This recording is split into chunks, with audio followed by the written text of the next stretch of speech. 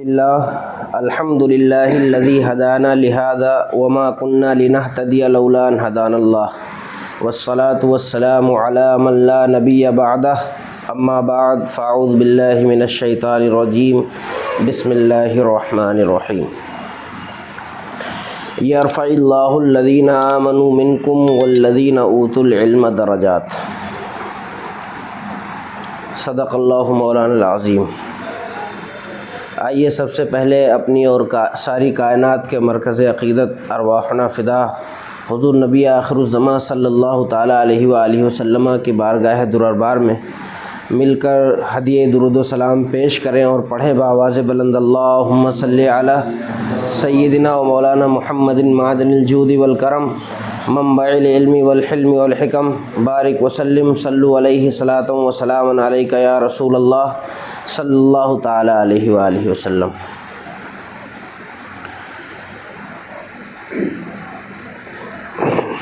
عزیز طلبہ کرام، ختم قادریہ شریف کی اس محفل کی مناسبت سے مجھے حکم ہوا کہ میں سیدنا سرکار بڑے پیر دستگیر حضور غوث پاک رضی اللہ تعالیٰ عنہ کی سیرت طیبہ کے حوالے سے کچھ مختصر آپ لوگوں کے سامنے پیش کر دوں۔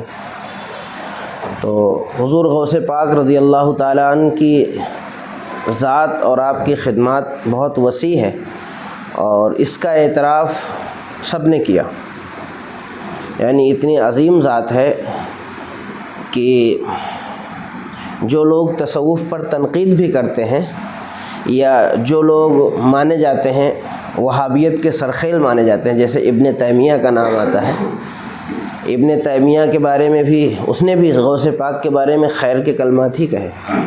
اور ابھی ایک بہت جلیل القدر محدث ہیں شیخ عوامہ، ان کے صاحبزادے کو میں سن رہا تھا تو انہوں نے بیان کیا کہ ابن تیمیہ جو ہے یہ اگر دیکھا جائے تو اپنے ایک بہت ہی معتمد استاذ کے ذریعے سے قادری النسبہ ہے، یعنی حضور غوث پاک کے تلامذہ میں سے ہے۔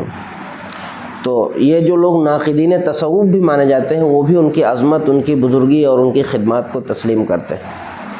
اور صوفیہ کے درمیان کیا مقام ہے وہ کسی سے پوشیدہ نہیں کہ کتنی عقیدت کی نظر سے ان کو دیکھا جاتا ہے، غوث العظم ہے۔ اعلیٰ حضرت علیہ رحمۃ الرضوان کے ایک شعر پر میں تھوڑی سی گفتگو کروں گا۔ سیدنا سرکار اعلیٰ حضرت علیہ رحمۃ الرضوان نے غوث پاک کے بارے میں مستقل کتاب بھی تحریر فرمائی ہے۔ قصیدے میں متعدد مرتبہ آپ نے غوث پاک رضی اللہ تعالیٰ عنہ کے فضائل و مناقب پر طرح طرح سے گفتگو کی ہے۔ اس میں سے دو شعر میں پیش کرتا ہوں۔ آپ فرماتے ہیں الوہیت ہی احمد نے ہی نہ پائی، الوہیت ہی احمد نے نہ پائی، نبوت ہی سے تو عاطل ہے یا غوث۔ اور صحابیت ہوئی پھر تابعیت، پھر آگے قادری منزل ہے یا غوث، اور ہزاروں تابعی سے تو فزونتر، وہ طبقہ مجملاً فاضل ہے یا غوث۔ اس کا کیا مطلب ہوا کہ نبی آخر الزماں صلی اللہ تعالیٰ علیہ وآلہ وسلم کی ذات پاک ایسی ہے کہ جیسا کہ امام بوصیری رضی اللہ تعالیٰ عنہ نے ارشاد فرمایا کہ دعمت دعتہ النصارى فی نبیہم، کہ نبی اکرم صلی اللہ تعالیٰ علیہ وآلہ وسلم کی عظمت و شان کو ایسے لفظوں میں بیان نہیں کیا جا سکتا۔ آپ اس کو مختصراً اصولی طور پر یہ سمجھ لو کہ نصرانیوں نے جو اپنے نبی کے بارے میں دعویٰ کیا کہ یہ خدا کے بیٹے ہیں، خدا ہیں، تو اللہ تعالیٰ کی ذات اور اس کی صفات چھوڑ دیجئے، جو اللہ تعالیٰ کی صفات ذاتیہ ہیں اس کو چھوڑ دو، اور اس کے علاوہ خلق خدا کے لیے جو بھی کمالات ثابت ہو سکتے ہیں، سارے انبیاء کرام کے لیے، تمام رسولان اعظام کے لیے بھی جو فضیلتیں ثابت ہو سکتی ہیں، ان میں سے کسی کا بھی حکم نبی اکرم صلی اللہ تعالیٰ علیہ وآلہ وسلم پر لگا دو، وہ آپ کے لیے بالکل برحق ہے، 100% درست ہے۔ تو ایسے تو بیان نہیں کیا جا سکتا، لیکن مجملاً انہوں نے فرمایا کہ نصرانیوں نے جو اپنے نبی کے بارے میں الوہیت کا دعویٰ کیا یا خدا کے بیٹے ہونے کا یا اقانیم ثلاثہ میں سے ایک اقنوم، ایک اصل ہونے کا جو دعویٰ کیا ہے، اس کو چھوڑ دو تاکہ شرک فی ذات یا شرک فی صفت نہ ہونے پائے، اور اس کے علاوہ جو بھی خوبیاں خلق خدا میں پائی جا سکتی ہیں وہ سب نبی آخر الزماں صلی اللہ تعالیٰ علیہ وآلہ وسلم ہی کر سکتا ہے۔ تو بلا مبالغہ اس کو اگر اولیاء کرام میں لے کر کے آ جاؤ آپ، تو جو کمالات نبوت نبی اکرم صلی اللہ تعالیٰ علیہ وآلہ وسلم کو ثابت ہیں، اولیاء کرام کے درمیان ولایت کے وہ کمالات سب کے سب غوث پاک رضی اللہ تعالیٰ عنہ کو حاصل ہیں۔ आला हज़रत ने क्या फरमाया, उलूहियत ही अहमद ने न पाई, नबूवत ही से तू आतिल है या गौस। यानी नबी आखिरुज़्ज़मा सल्लल्लाहु ताला अलैहि वसल्लम ज़ात इलाही और सिफ़ात इलाही इस मकाम पर नहीं पहुँचे, और आपकी शान ये है कि आपको अल्लाह रब्बुल इज़्ज़त ने जो औसाफ़ नबूवत हो सकते हैं, जो इम्तियाज़ात नबूवत हो सकते हैं, उनसे ही आपको वो औसाफ नहीं अता हुए, नबूवत के औसाफ। और उसके अलावा क्या है, सहाबियत हुई, फिर ताबइयत, सहाबियत, ताबइयत, और उसके अलावा बाद में फिर आगे कादरी मंजिल है या गौस। इसके बाद जो कुछ भी फजीलत हो सकती है वो सब के सब आपके लिए साबित है। तो सहाबी और ताबई की फजीलत अहादीस तैयबा में आई है, ज़ाहिर है वो उनका एक शरफ़ है जो ज़माने की वजह से हासिल होता है। उसके बाद फिर फरमाया, हज़ारों ताबई से तो फजूतर वो तबका मुजमलन फाजिल है या गौस। यानी अगर देखा जाए जुज़वी तौर पर तो हज़ारों ताबईन ऐसे हैं कि अगर देखा जाए तो गौसे पाक रज़ी अल्लाह ताला अन्हु के इल्म और उनकी खिदमत और उनकी विलायत ताबईन किराम में कई तौर से जुज़वी तौर पर बढ़ सकती है। और अगर तसव्वुफ़ की ज़बान में इसको कहा जाए तो आप तसव्वुफ़ में दर्जे फ़जीलत पर फाइज़ हैं, फाजिल के तबके पर, जो औलिया अल्लाह की रैंकिंग होती है उसमें फाजिल के मर्तबे पर आप फाइज़ हैं। तो ये आपका मकाम व मर्तबा है इजमाली तौर पर। इसकी तफसीलात में मुतअद्दिद किताबें तहरीर की गई हैं। अब सवाल ये होता है, जो हमारे समझने की चीज़ है कि अल्लाह रब्बुल इज़्ज़त ने इतना अजीम मर्तबा सैयदना सरकार गौसे पाक को अता फरमाया है, तो ये कैसे अता फरमाया? तो उसको हुज़ूर गौसे पाक ने खुद ही इरशाद फरमाया कि ये जो कुछ तुम सुनते हो, या जो मेरे इल्म का या मेरे खिदमत का या मेरे फ़ज़ल का या मेरी करामात का या मेरी इस्तिक़ामत के हवाले से जो कुछ भी तुम सुनते हो या जानते हो, इसके पीछे कौन सी चीज़ राज है, वो हमारे समझने की चीज़ है। आपने इरशाद फरमाया कि ये जितनी भी फजीलतें हैं अल्लाह ताला ने उनके ज़रिए से मज़हब हम्बली का इह्या फरमा दिया। मज़हब हम्बली मिट रहा था दुनिया से, गौसे पाक रज़ी अल्लाह ताला अन्हु ने उस पर फतावा जारी करके हम्बली मज़हब को फिर से नई ज़िंदगी अता फरमा दी। तो इल्म का ये आलम है। आप फरमाते हैं, दरस्तुल इल्म हत्ता सिरतु क़ुत्बन वनिलतु सअद मिन मौलल मवाली, कि ऐ लोगों, ऐ मेरे मुरीदों, मेरे चाहने वालों, तुम जानना चाहते हो कि मेरी कामयाबी का राज क्या है, या इतने बुलंद मनसब पर मैं फाइज हो गया, इसका राज क्या है? तो याद रखो, दरस्तुल इल्म, कि मैं इल्म पढ़ता रहा, पढ़ाता रहा, उसको फैलाता रहा, वाज़ व नसीहत लोगों को करता रहा। दरसगाहों में गौसे पाक पढ़ाने आते थे, आपका रूटीन था। मदरसा कादरिया आपने कायम फरमाया, उसके अंदर आप पढ़ाते थे, वहाँ आपने लंगर कायम फरमाया। ये सब समझने की चीज़ है, सीखने की चीज़ है। लंगर आपने ऐसा जारी फरमाया कि जब से आपने जारी फरमाया तब से लेकर अब तक बंद ही नहीं हुआ। सब खल्क़े खुदा उससे फैज़ान हासिल कर रही, और जहाँ भी कादरी नाम से लंगर दुनिया में शुरू किया गया उसके वो बढ़ता ही चला गया।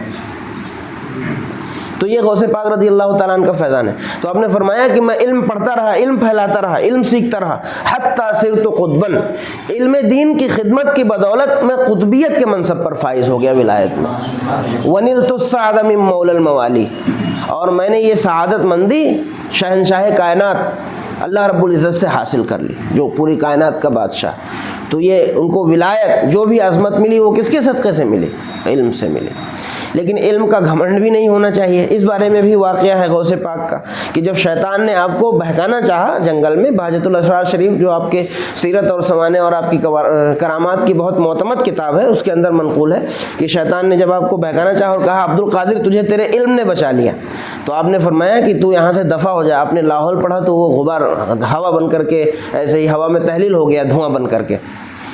फिर उसने, और पूरा तफसील वाक़या मैं बताऊंगा तो उसमें वक्त लगेगा। तो बहुत अजीम मर्तबा गौसे पाक का है, किस वजह से? उसका राज क्या है? इल्म। हम कादरी हैं तो हमको बहुत मजबूती के साथ पढ़ना चाहिए। मैं आपको एक किताब प्रेफर करूंगा, इसी पर अपनी गुफ्तगू ख़त्म करूंगा। बातें तो और भी कहने के लिए मन में आ रही हैं कि आपको बयान करूं। एक किताब का अरबी जो वर्ज़न है उसका नाम है हाकज़ा ज़हरा जीलु सलाहुद्दीन अल-अय्यूबी व आदतिल क़ुद्स इलैना, कि उसका मफ़हूम ये होगा कि नस्ल सलाहुद्दीन अय्यूबी ऐसे ज़ाहिर हुई और बैतुल मुक़द्दस इस तरीक़े पर हमारे पास वापस आया। इस पर रिसर्च हुई बाद में, अभी दौर जदीद में, कि सुल्तान सलाहुद्दीन अय्यूबी का लश्कर कैसे मुसलमानों के दरमियान खड़ा हुआ था। तो उसी गालिबन PhD का वो मकाला है, किताब का कुछ हिस्सा मैंने पढ़ा है, बहुत ज़ोरदार किताब है। उसका उर्दू में भी तर्जमा हो चुका है। उर्दू तर्जमे का नाम है अहद अय्यूबी की नस्ल नौ और अल-क़ुद्स की बाजियाबी। آپ اس کو پڑھیں اردو کتاب نکال کر کے تو آپ کو سمجھ میں آئے گا۔